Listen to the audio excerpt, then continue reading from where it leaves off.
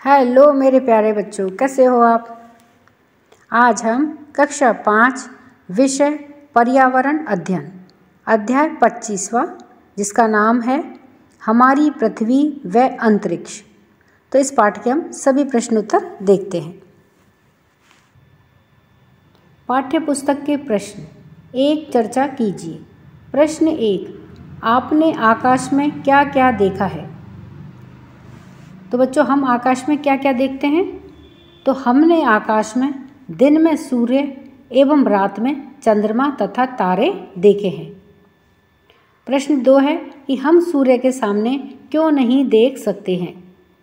तो क्यों नहीं देख सकते हैं, क्योंकि सूर्य का प्रकाश तेज होता है, इसीलिए हम सूर्य के सामने नहीं देख सकते हैं। पता कीजिए और लिखिए। प्रश्न 1, रात्रि में आकाश में सप्तऋषि मंडल को देखिए और उसका चित्र बनाइए। यानी कि रात्रि में आकाश में सप्तऋषि मंडल किस प्रकार से दिखाई देता है, उसका हमें चित्र बनाना है।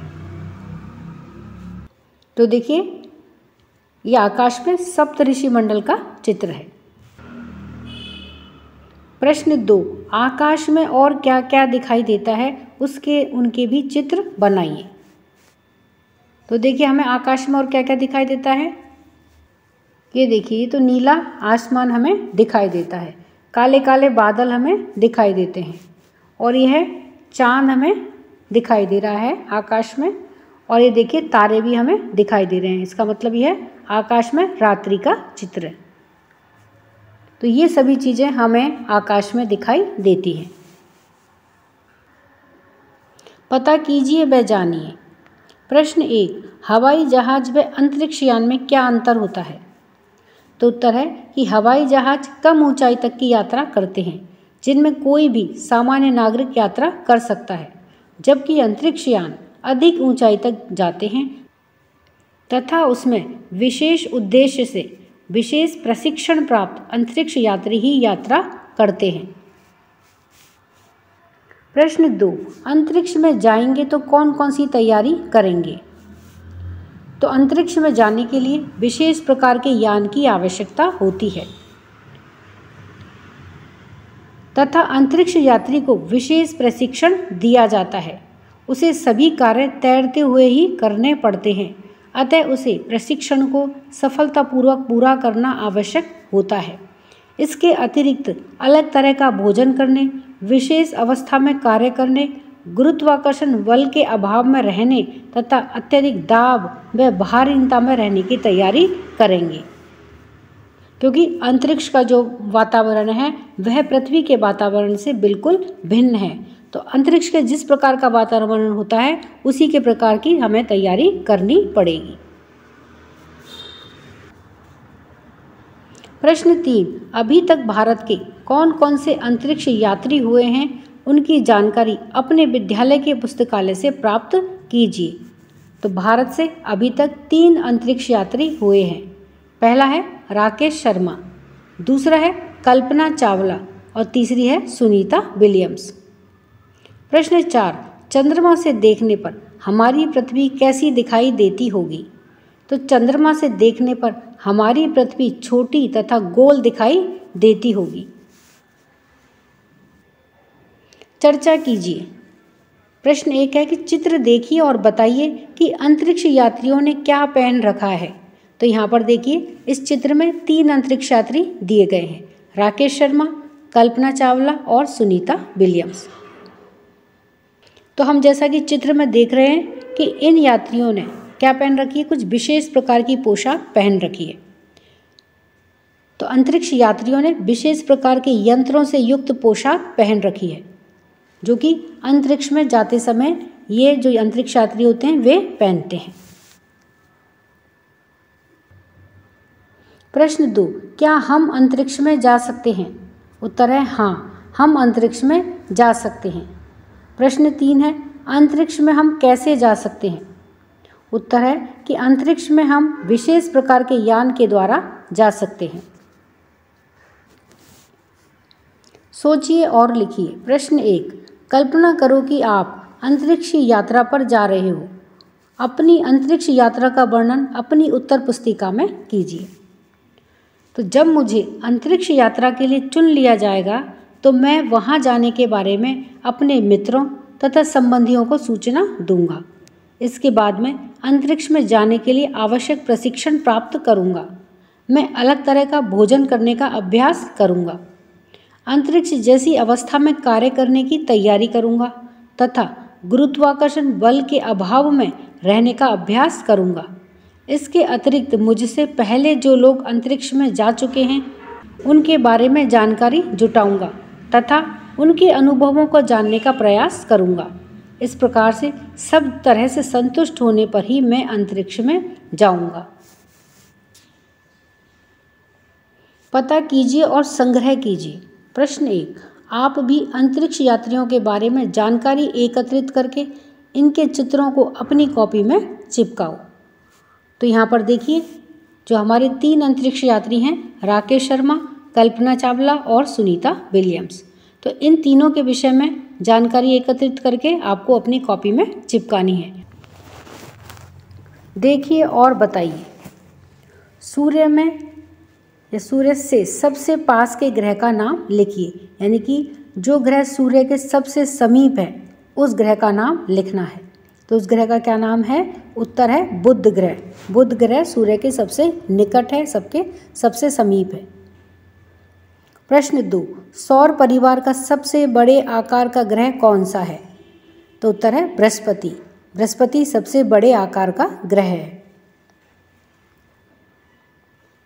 प्रश्न 3, सूर्य से 8 ग्रहों के क्रमवार नाम लिखिए। सूर्य से 8 ग्रहों के क्रमवार नाम इस प्रकार से हैं, यानी कि जो सूर्य से सबसे निकट है पहले उसका नाम, फिर उसके बाद। तो सबसे निकट में बुध है, दूसरे नंबर पर शुक्र, तीसरे पर पृथ्वी, फिर मंगल, 5वें पर बृहस्पति, 6ठे पर शनि, 7वें पर अरुण और 8वें पर वरुण। इस प्रकार से ये सूर्य से 8 ग्रहों के क्रमवार नाम हैं। पता कीजिए और लिखिए। चंद्रमा का बदलता आकार। प्रश्न 1, चंद्रमा की दी गई आकृतियों की वह तिथि लिखें जब ऐसा चंद्रमा दिखता है। यानी कि यहाँ पर देखिए हमें ये चंद्रमा के 4 चित्र दिखाई दे रहे हैं। किसी में तो चंद्रमा हमें पूरा दिखाई दे रहा है, किसी में हमें चंद्रमा आधा दिखाई दे रहा है, किसी में चंद्रमा है कि हमें पतली छल्ले के जैसे दिखाई दे रहा है, किसी में हमें चंद्रमा का पूरा भाग में से केवल कुछ भाग है जो दिखाई नहीं दे रहा है। तो हमें ये वह बताना है कि ऐसी कौन सी तिथि होती है जिनमें चंद्रमा की ये स्थितियां होती हैं। इस प्रकार की चंद्रमा हमें दिखता है। तो देखिए सबसे पहले है द्वितीया पर। तो द्वितीया पर देखिए चंद्रमा इस प्रकार का दिखाई देता है। पूरा चंद्रमा अंधेरे से ढका हुआ होता है, उसकी केवल इतनी सी रिंग पतली सी हमें ये हाफ मून जो होता है, हाफ मून भी नहीं है, चंद्रमा का केवल एक पतला भाग ही हमें यहाँ पर ये पतली लाइन हमें दिखाई देती है। ये द्वितीया का चंद्रमा होता है।